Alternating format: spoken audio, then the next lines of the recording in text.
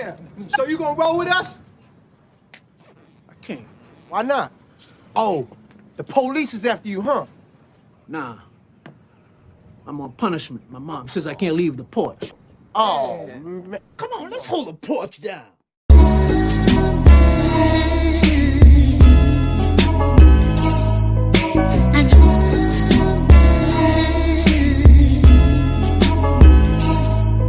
What's up with this now? We holding the porch down, talking about just how reality's turned out. We ain't finished, ain't even finna be for a minute. Everybody's playing games, what's up then let's have a scrimmage. Gotta unify the cooler guys with you and now you must discuss truth and lies, eulogize the proof in time what makes us us.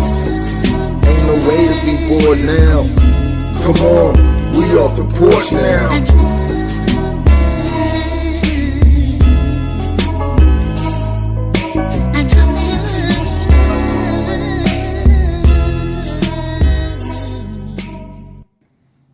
Trey, Yeah. we talked about South Africa. We talked about Again. the people. We talked about what apartheid was. We talked about the people who opposed it. And now we will talk about the man who essentially saved South Africa. Okay. The one and only Nelson Mandela. Nelson Mandela. The Mandela effect. The Mandela effect. Full disclaimer for anybody watching this. Yes, we know he was, for all intents and purposes, he was not a good person. Anybody that feels indifferent about him, so be it. That is on you. To the people of South Africa and to the civil rights movement, that man is a motherfucking hero.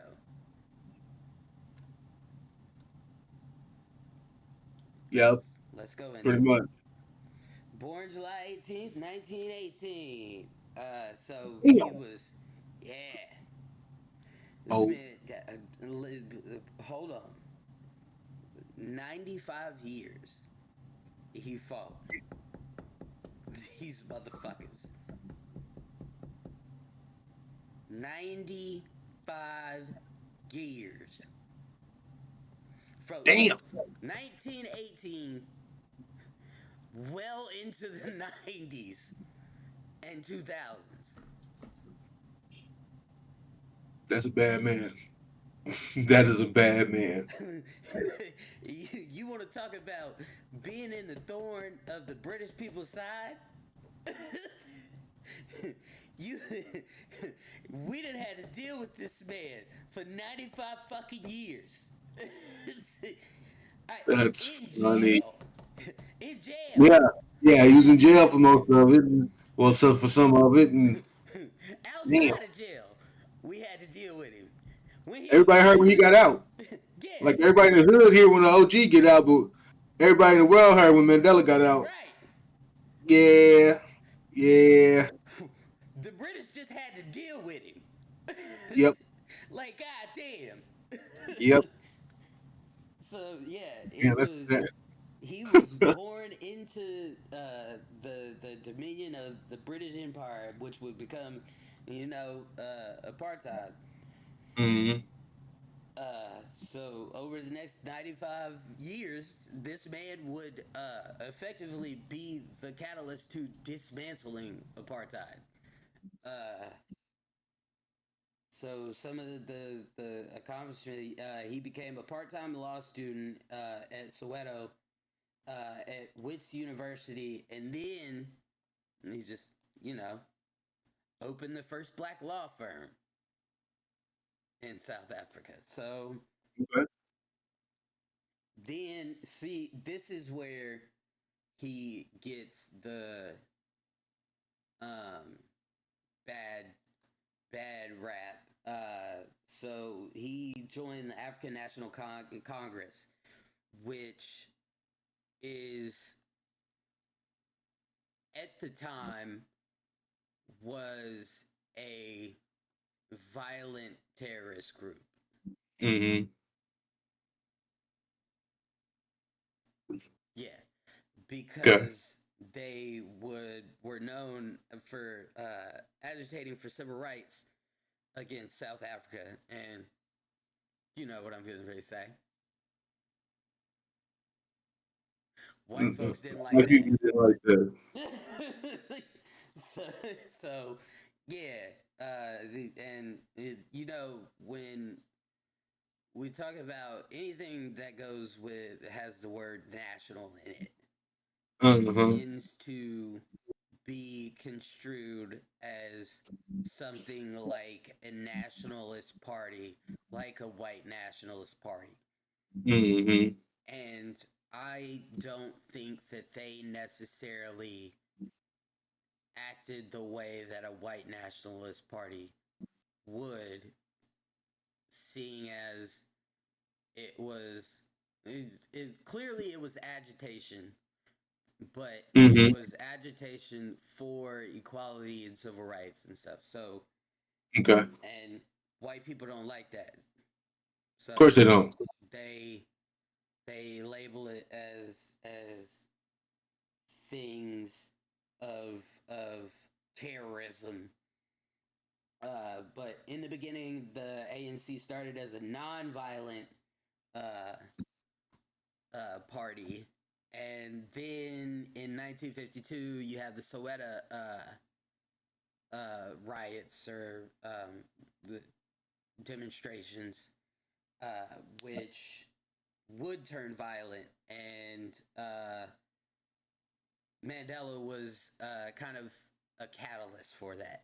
So, Mm-hmm. because when you know,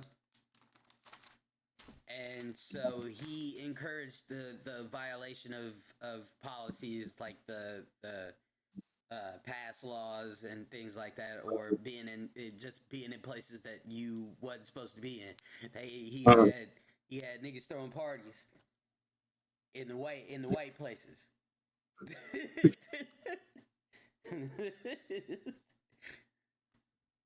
I mean, I would.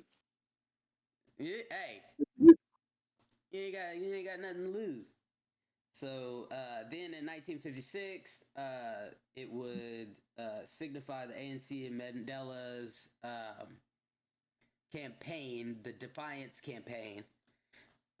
And then after serving a sentence, listen, this man was in jail. Listen, when I was going through these notes in the Mm-hmm. time from like 1940 to like 1990, this man was in jail. I was trying to find stuff. I was like, yeah, he was doing all this from jail. From jail, huh? Yeah. Fucking. Yeah, most of his life.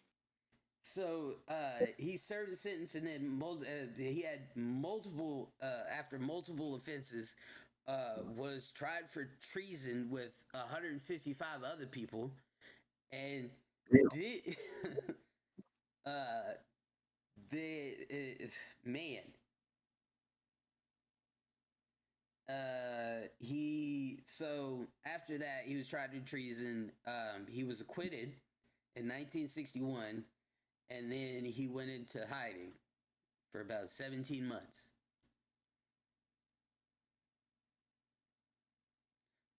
Where was he hiding? So he went into hiding in 1961. In 1962, this nigga came to the realization. He was like, we need some armed resistance. So he went to receive military training outside the country. Oh, so he went to some other Southern African country and became a ninja, basically. And came back and taught his homies. White folks didn't like that. Of course they did. When he came back, Of course they didn't. when he came back, they caught him. He didn't have no pass papers and no permission to leave and come back into the country, and they put his ass in jail. They found a bunch of papers of guerrilla warfare, and they was a bunch of documents for, and he was charged with sabotage. Okay, so he went back to jail. Went back to jail, baby. This time, he for sure knew that he was going to die. Mm-hmm. They were going to put him to death, and we get to what's called the Rivonia trials. And during that trial, when it came for his time to speak, that man got up there and he had a 4-hour speech. 4 hours. And one of the quotes was, "The lack of human dignity experienced by Africans is the direct result of the policies of white supremacy." Sound familiar? Mm-hmm. Yeah, very much so. I mean, because he had to. Well, I don't know if they had to have known that slavery was a thing for all those years in America before that, but you know what I mean. It's shit, same shit. I mean, they had to know Africans in because general, what we experience that's white supremacy. It's not white people in general. It's supremacy, right. and those who I mean, they would go know along with because it. some of them were their people. Mm-hmm. So Mm-hmm. you know, it's and the at the time, you talking about 1961, 62. This is at the height of when the civil rights movement and stuff are starting. So Mm-hmm. it's Mm-hmm. a civil rights movement happening on one side of the world and a civil rights movement happening on the other side of the world at the same time. So, you know, Yeah, that's crazy. I think they absolutely knew what was going on with us, and you know, proceeded. Yeah, yeah, But in the end, he was not put to death. that's Uh, good. he was Kept him given alive. life in prison, though. And for 27 years, this man sat in a jail cell, being a thorn in these white people's side. Mm-hmm. That's why they know they can't lock us all up. Yeah, because They can't lock us all up. here's the situation. They gave him life in prison. He was allowed one 30-minute visit from one person each year. He was allowed to send 2 letters and receive 2 letters every year. The only communication. And still. And still I rise.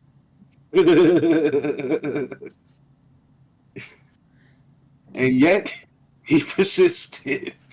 Cause wait, you want to talk about thugging? You want to talk about thugging? For 27 years, they tried to get that man to snitch, and we'll let you go free if you just get rid of the ANC. Tell them to stop being so violent. Hell no. Hell no. No. Yeah, don't do that. Don't do that. For 27 years. 27 years is crazy. Yeah. So he fucking fuck that. And he would do 27 years, and in 1990, the president would dismantle apartheid, and 4 years later, 1994, Nelson Mandela would become president of South Africa. Dang.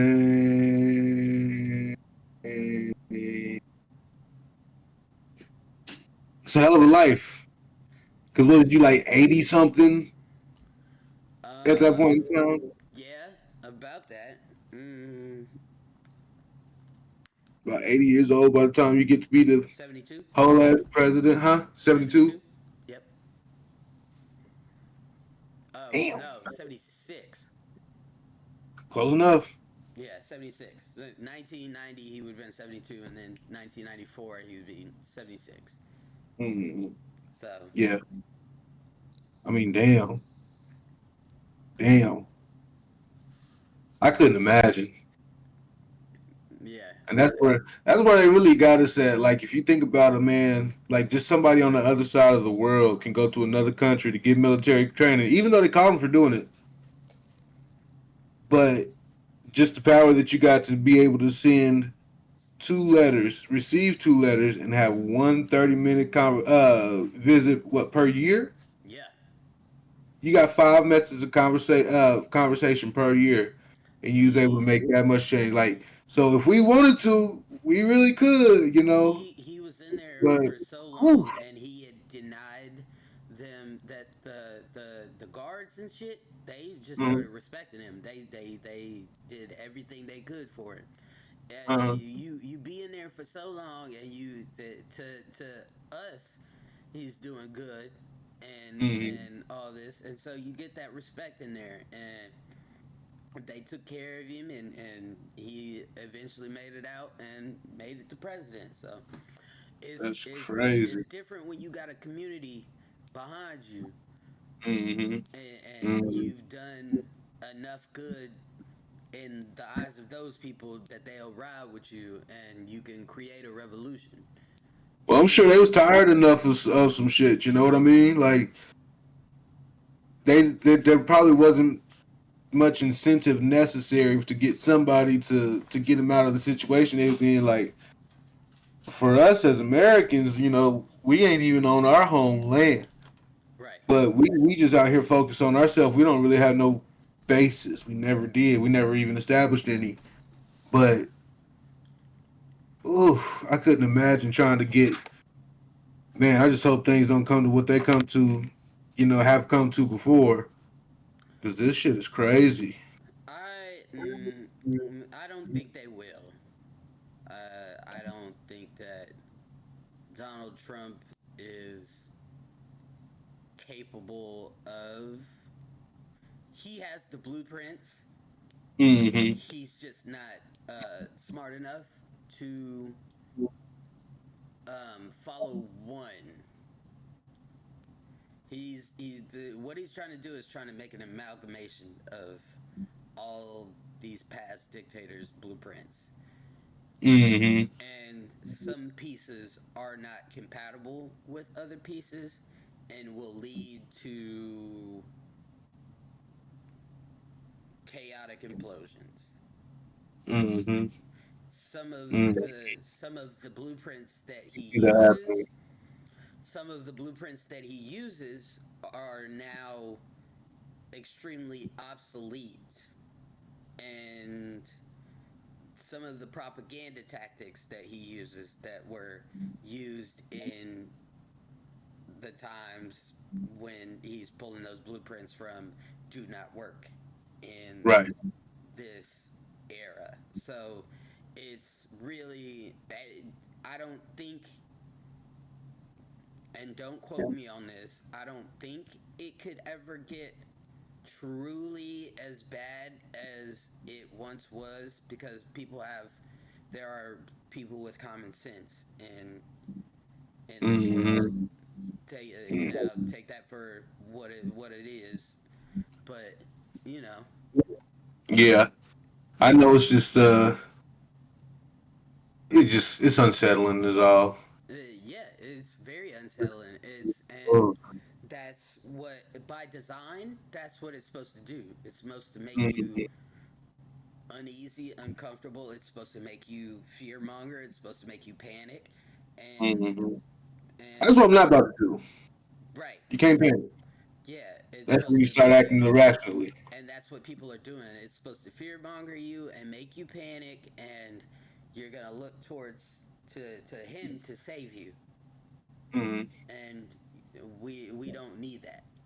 Yeah. We've never needed that. We don't. We've never needed a king.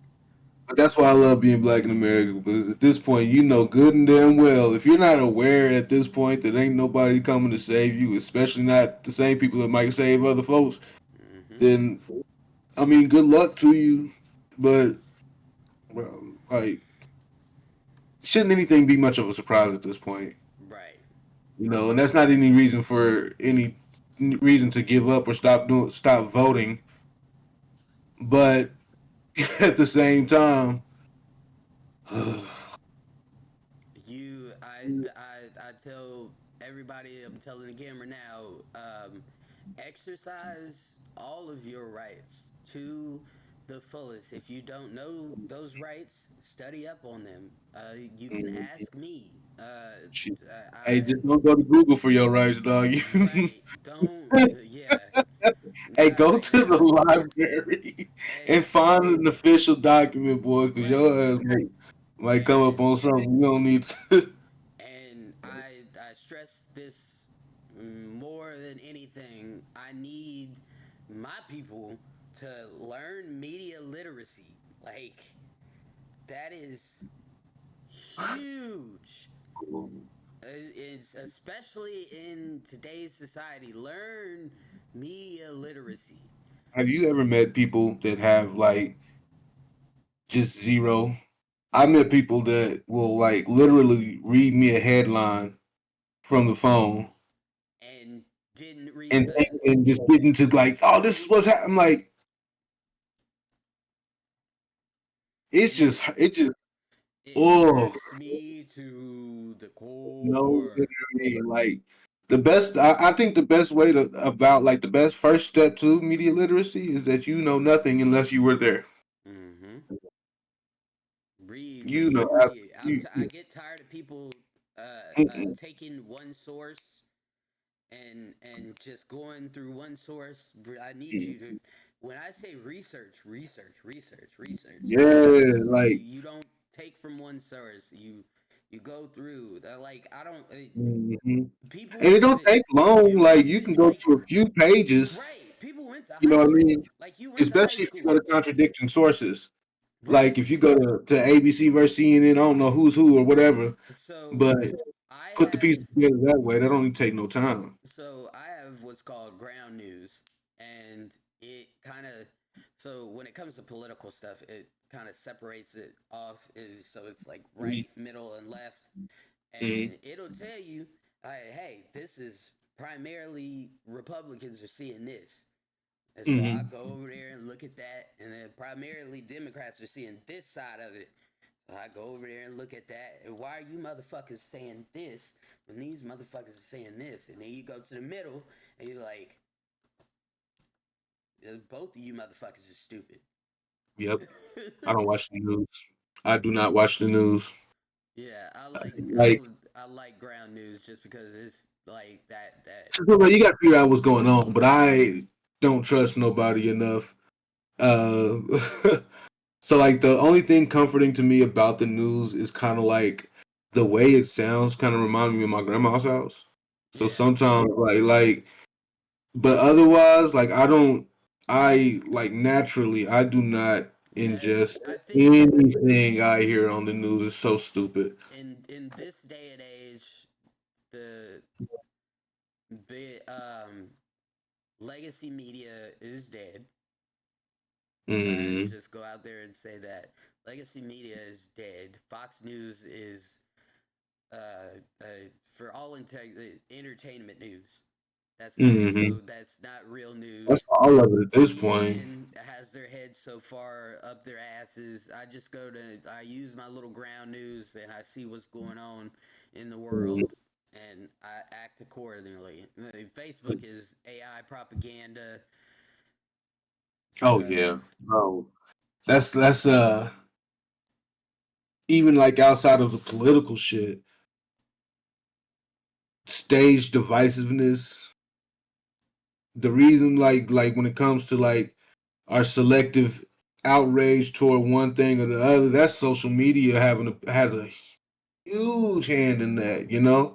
mm-hmm. Um, and we do it to ourselves. the And relationship conversations, the just all of it, the opinions and shit like that. mm-hmm. And It's all it's bit. Oof. because I mean when we were younger, it was the same thing, but it was word of mouth, and so Hmm. it Hmm. didn't travel as fast. Like things didn't travel as fast, That's what it and is. it didn't turn into it That's what it is. because social media is essentially a long form version of the game telephone. You know when you was in like grade school and they start with one person and the one person says something, the teacher tells that one person something, and then you got to go Oh, through the whole the whole class. line. Yeah. Mm-hmm. Mm-hmm. So Yep. yeah, it's a fucking Basically. it's a 30 a short form version of telephone. Mm-hmm. Yep. And to instead of 30 people, it going through 30 people, it goes through 100,000 or a million or 300 million. So Right. yeah. Ooh. Yeah, that's why I try to keep my shit off of there. Well, god damn it, this turned into a whole fucking episode in itself. So It really did. So we where you where can the people find you, brother? can find me on Instagram at brother_Gresh. You can find me on Facebook at brother Gresh Visuals. And you can find me on YouTube. You can find us on YouTube at Off the Porch Pod. Please say the motherfucking pod. And you can find our IG off the porch pod. There's periods between each word. Period. Yeah. Like, share, subscribe. Thanks. Bye. All the above.